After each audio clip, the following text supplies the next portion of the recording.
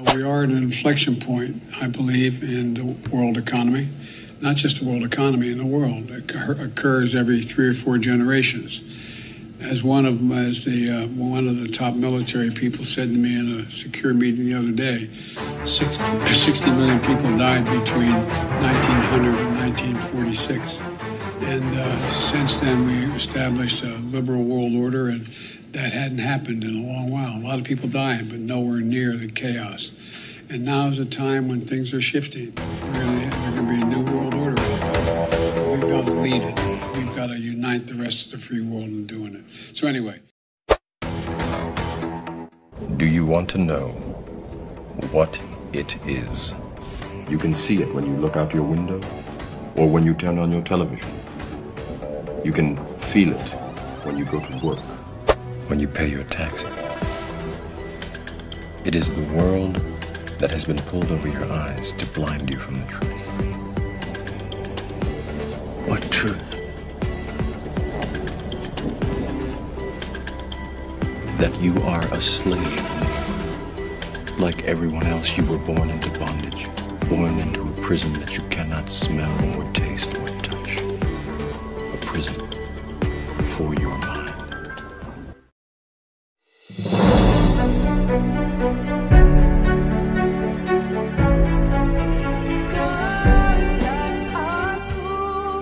Peluncuran CVAC, Creation Value Asset Center, di Indonesia. Indonesia dalam tantangan dan jawaban dunia baru, adalah sebuah kemerdekaan agung dunia. Sangat ditunggu dan didambakan oleh seluruh makhluk planet bumi. Sebuah kebebasan dan kemakmuran secara utuh dari sistem perbudakan terstruktur dan terorganisir sistem lama selama ini. I'm talking about the real owners now. The real owners, the big wealthy business interests that control things and make all the important decisions. Forget the politicians. The politicians are put there to give you the idea that you have freedom of choice. You don't. You have no choice. You have owners. They own you. They own everything. They own all the important land. They own and control the corporations. They've long since bought and paid for the Senate, the Congress, the state houses, and city halls. They got the judges in their back pockets. And they own all the big media companies, so they control just about all of the news and information you get to hear. They got you by the balls. I'll tell you what they don't want. They don't want a population of citizens capable of critical thinking. They don't want well-informed, well-educated people capable of critical thinking. They're not interested in that. That doesn't help them. That's against their interest. That's right. The owners of this country know the truth. The owners of this country know the truth. Sistem tatanan dunia baru kini telah terbuka luas.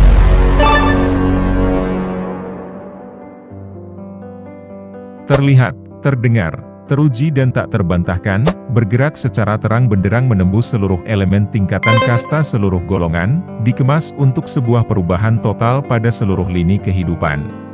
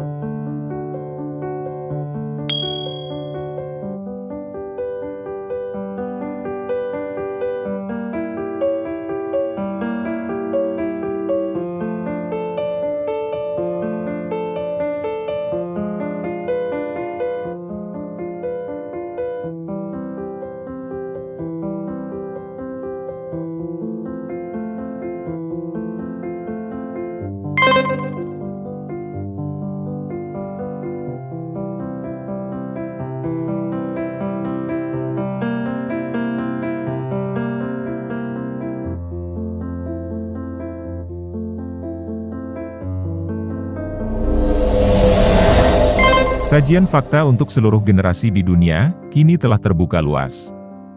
Menjadi manifestasi pendidikan sumber daya manusia untuk bangsa-bangsa di dunia.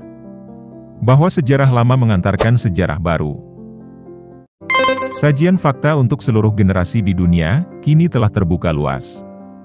Menjadi manifestasi pendidikan sumber daya manusia untuk bangsa-bangsa di dunia.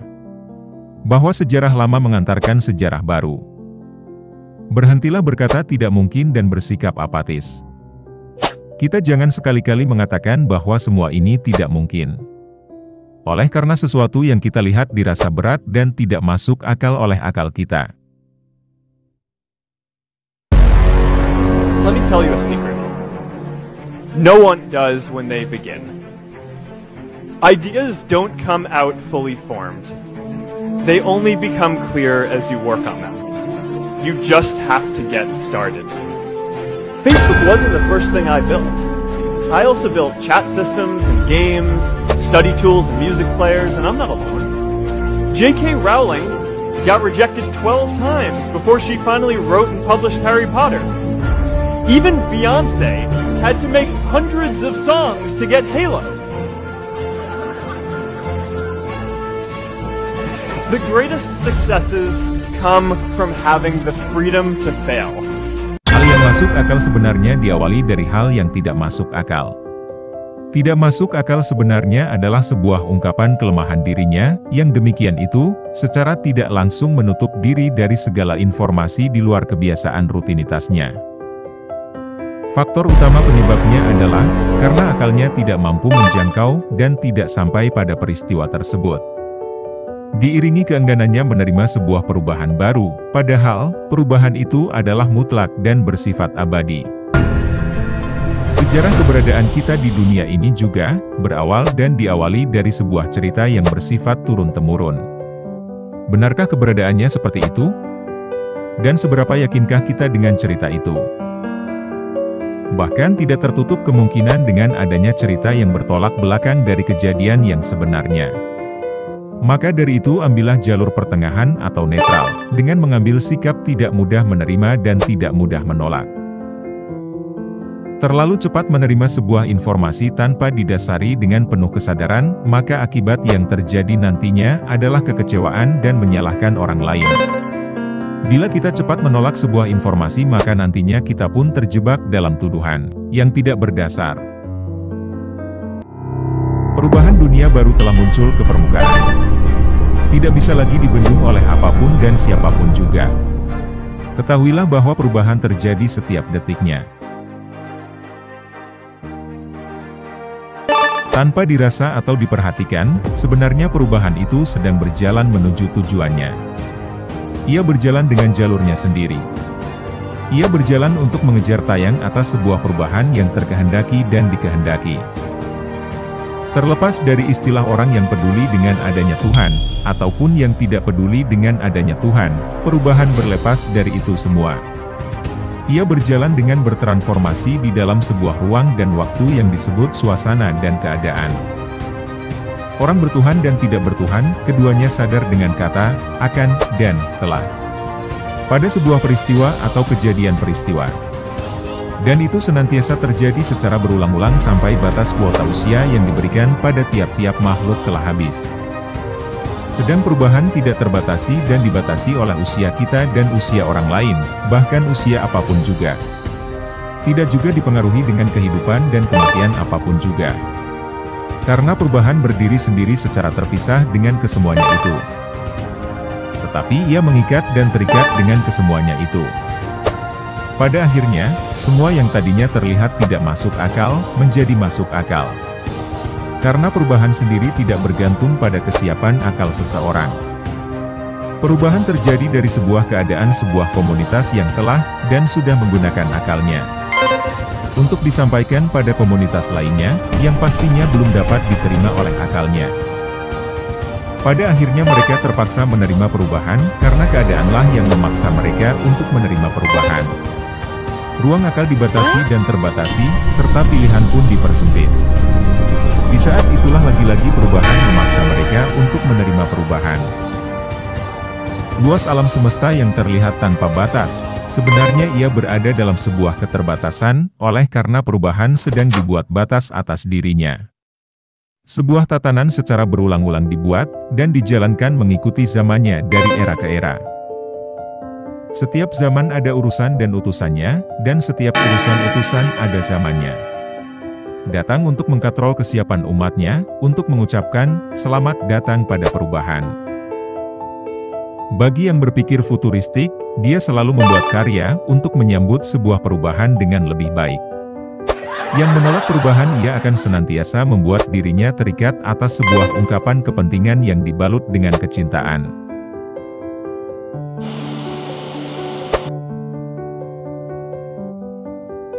Atas sesuatu yang belum siap untuk ia tinggalkan menurut pikirannya. Bagi orang yang menolak perubahan, ia diibaratkan seperti seseorang yang membenturkan kepalanya pada sebuah batu karang yang keras. Semakin keras ia membenturkan kepalanya, maka semakin hancur jugalah kepalanya. Semakin menolak perubahan, maka semakin tergilas dirinya untuk dilewati dan terlewati. Mau apapun, mau siapapun, baik dari kalangan paling bawah maupun kalangan paling atas, menurut sebuah kastanya masing-masing, bahwa keinginan pada suatu perubahan adalah sama. Kesamaan dalam keinginan merubah keadaan menjadi lebih baik, dan menjadi semakin sempurna, untuk disempurnakan dan menyempurnakan dari yang ada sebelumnya, hal itulah yang mempengaruhi tujuan hidup dan kehidupan seseorang. Kekuatan yang besar memiliki tanggung jawab yang besar. Kekuatan adalah energi. Membawa energi besar, pastinya semakin besar pula ruang lingkup yang akan ia bangun untuk membuat suatu perubahan. Seseorang menurut tingkatan status kasta masing-masing, mereka membangun rasa keinginan pada sebuah perubahan. Maka dari setiap kasta, yang manakah lebih utama untuk membuat perubahan? Tentunya status kasta paling ataslah yang akan memberi manfaat yang lebih banyak, dan menyeluruh ke semua lini. Setiap kita adalah kasta pemimpin. Apalagi yang memiliki kasta kepemimpinannya yang tertinggi. Akan dituntut dan tertuntut sebuah tanggung jawab yang lebih besar, atas kepemimpinannya. Dan akan menjadi keharusan bagi kasta di bawahnya, untuk mendukung dalam mewujudkannya. Dengan catatan, selama itu membawa pada kesamaan perubahan keadaan, ke arah yang dipastikan lebih baik dari yang terbaik, bagi keberlangsungan generasi yang akan datang, maka wajiblah untuk didukung dan diwujudkan. Setiap tingkatan status kasta, berkeinginan untuk menguasai dunia dan memperluas kekuasaannya di dunia. Dari perubahan lebih baik menjadi alasan dasar pembenaran, tidak sedikit tema itu diselimuti kepentingan lain, atas orang yang dikuasainya. Dari situlah benih-benih perbudakan ditumbuhkan, dan juga dibudidayakan, sedang dari adat ataupun aturan agama manapun, bahwa memerdekakan budak adalah perbuatan yang sangat mulia. Maka untuk tahapan menuju status kasta paling utama memimpin dunia, tentunya bukan hal yang mudah dan main-main. Tentunya ada kekhususan untuk hal itu, dan pastinya tidak dimiliki selain dirinya. Kekhususan apakah itu? Maha Kuasa, Panata Baca, Jagat Araya, Dalang Anyata.